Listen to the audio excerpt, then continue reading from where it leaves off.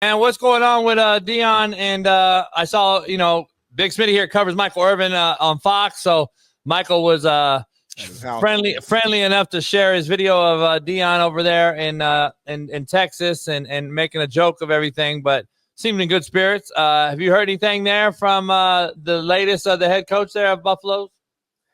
Just the same as kind of what everybody else is hearing, that he's doing well. Obviously, some health stuff earlier in the spring.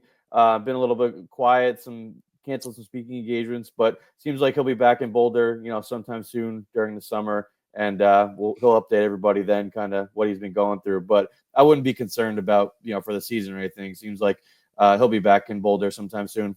What is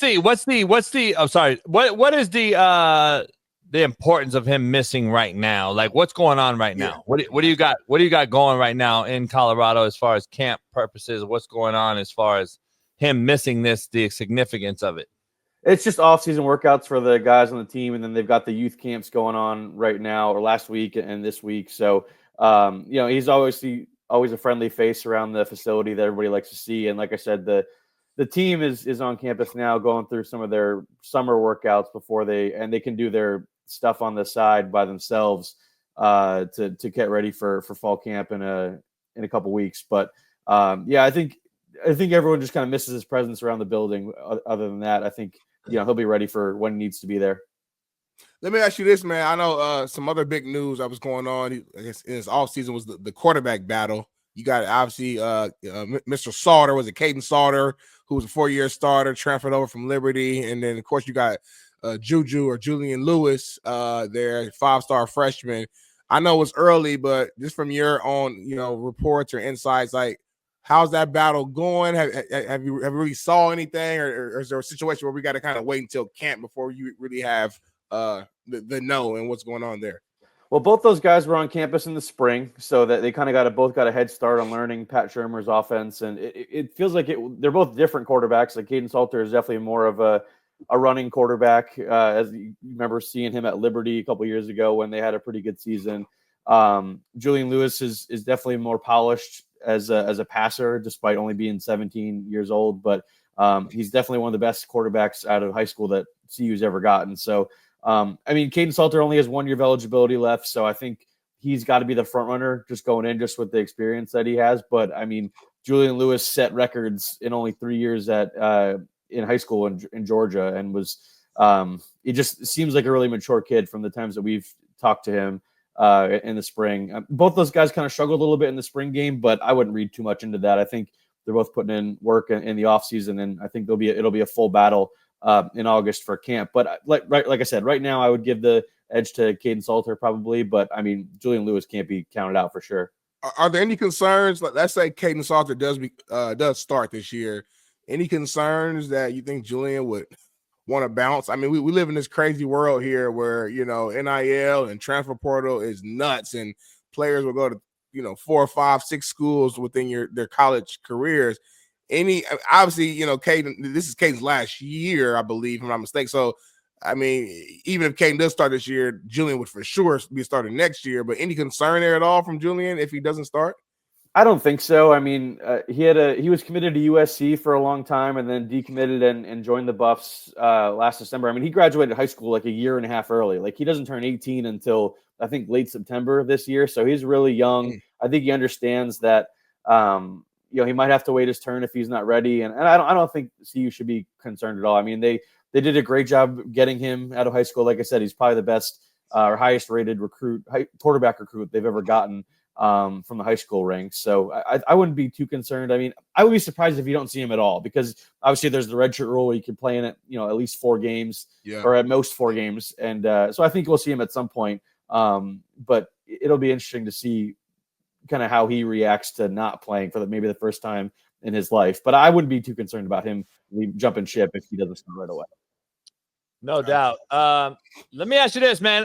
As Dion's missing in action right now, due to some health concerns and all that, he loses one of his staff members, Maurice Sims, headed over to Florida A&M, strength conditioning guy. How big of a loss was that right now in the summer? Smitty and I debated this yesterday. We were arguing this like right now is part of the, Smitty said you're with the strength conditioning coach more than you are the head coach at this time, even though everything's tied in together by the head coach. Is this a big loss for the Buffs?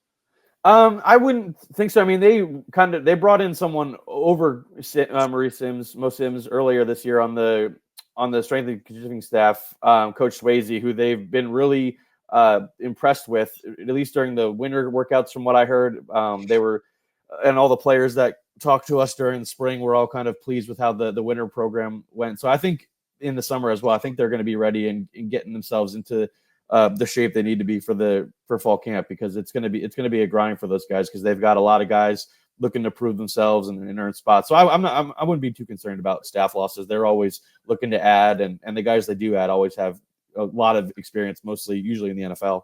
Yeah, I've known Mo a long time. So he was a legend in Miami. Been a hell of a strength conditioning guy for a very long time, and it's hard to replace strength conditioning guy. So I'm curious how the winter went and in the spring transition with the new guy, because I just want to know how their strength conditioning level is going to be from last year till now.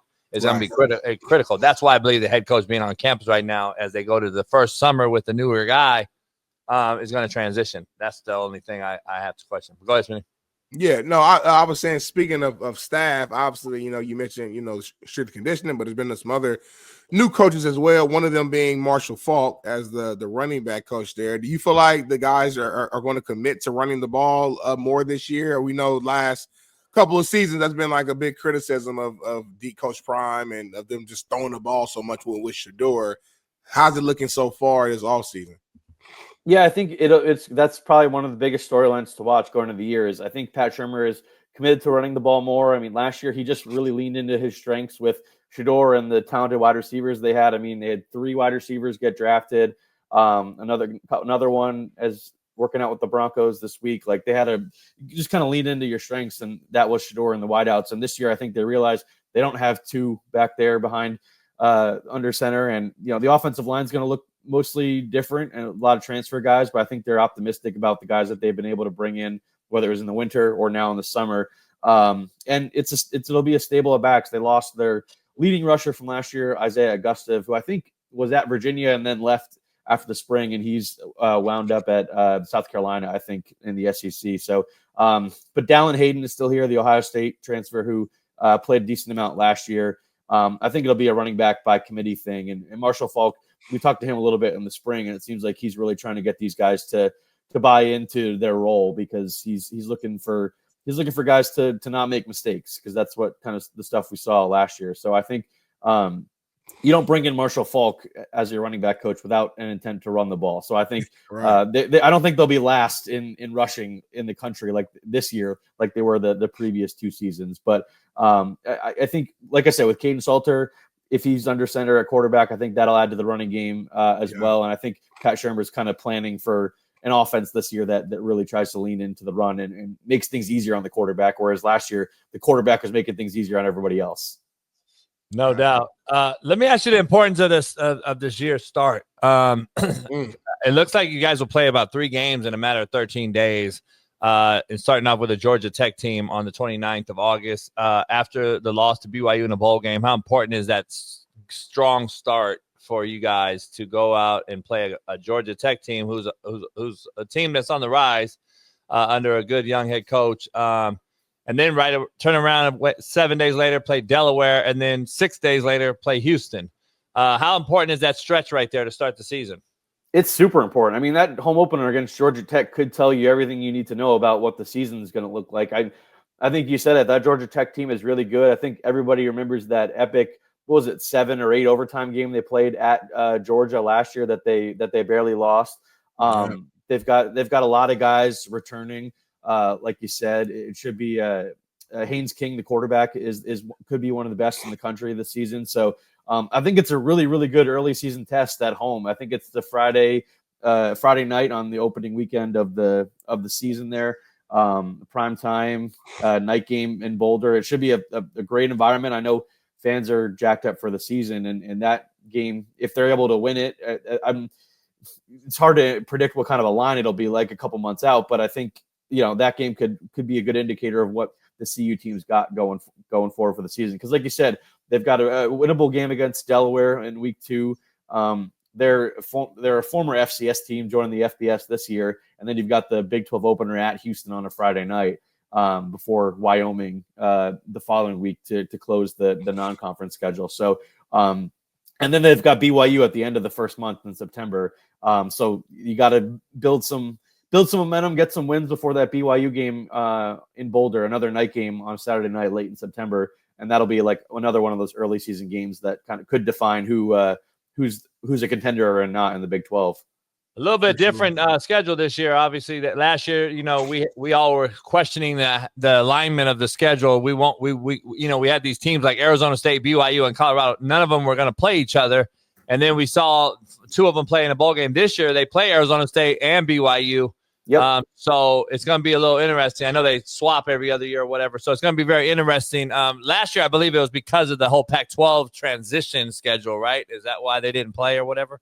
Yeah, I mean, there's just so many teams in the conference now that you can't play everybody. There's 9 non-conference games, and there's 6 teams you won't play every year with the 16 teams in the Big 12.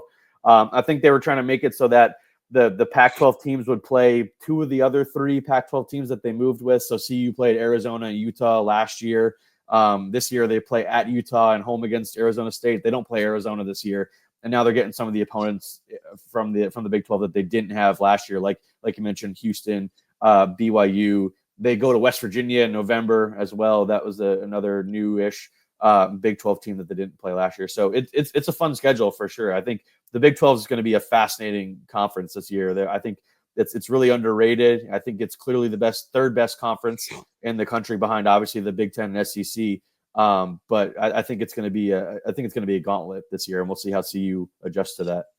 What are the expectations for CU this year? Like, is it just making it back to another bowl game? Obviously, I mean, you lost your Heisman Trophy winner in Travis. You lost Shador. You lost all those talented receivers that you had. So to me, like from outside looking in, it's really like a big year for not just CU, but for Coach Prime to really like show who he is as a head coach without his son being a QB, without the Heisman winner. So like, just, you talking to the coaches and just not even just the coaches, just the Colorado fan base. Like, are they expecting a playoff appearance this year? Is it just go win 6-7 games, make a bowl?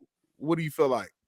I think a bowl game should be the most realistic expectation. I mean, losing Travis Hunter and Shador Sanders is no joke, and I think they've done a good job again in the portal this offseason, kind of replenishing at spots they need to, and they still got some really, really good really, really talented players at key spots across the roster. But it's really hard to make up for one of the best quarterbacks in the country and the Heisman Trophy winner and a unicorn like Travis Hunter. So I think a bowl game is a realistic expectation for this team, and 7-8 wins would maybe be the higher end of the ceiling of what I'm expecting from this team. But you never know; they could surprise us in August once the season rolls around. But like I said earlier, I think the Big 12 is really good, and I think it'll be a challenge for this group, especially early in the year, trying to still learn to play with each other and stuff like that. But I think bare minimum, they got to make a bowl game, keep the momentum going on that front, just because it's been for CU as a program pre-Coach Prime. It's been it was a rough, dark period, and not making a bowl game, I think, would be a little bit of a step back after how good last season was, where they won 9 games and made the Alamo Bowl and everything. No doubt.